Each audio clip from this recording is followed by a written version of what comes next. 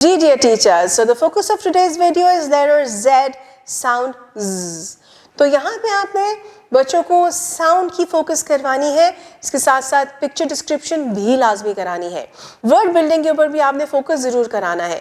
Now यहाँ पे आपको आइडिया हो गया है कि Z is the last letter of the alphabet. तो यहाँ पे सिर्फ Z तक फोकस ना कीजिएगा, वहाँ तक महदूद मत रहिएगा, बल्कि A से लेके Z तक की सब लेटर्स की रीइंफोर्समेंट ज़रूर कीजिएगा. फ्लैश कार्ड्स की मदद से डिफरेंट एक्टिविटीज़ खेलिए ताकि बच्चों की ए से लेकर जेड तक की साउंड की प्रैक्टिस भी हो जाए और उनसे स्टार्ट होने वाले वर्ड्स की रीइंफोर्समेंट भी हो जाए. फिर हम चलते हैं स्टेम एक्टिविटीज़ की तरफ. Stem activities. साइंस में आपने बच्चों के साथ जू के एनिमल्स की डिस्कशन करनी है. देन यू हैव टेक्नोलॉजी, और टेक्नोलॉजी के लिए बुक के पेज के ऊपर जो QR कोड मौजूद है उसे स्कैन करना है और बच्चों को वीडियो दिखानी है.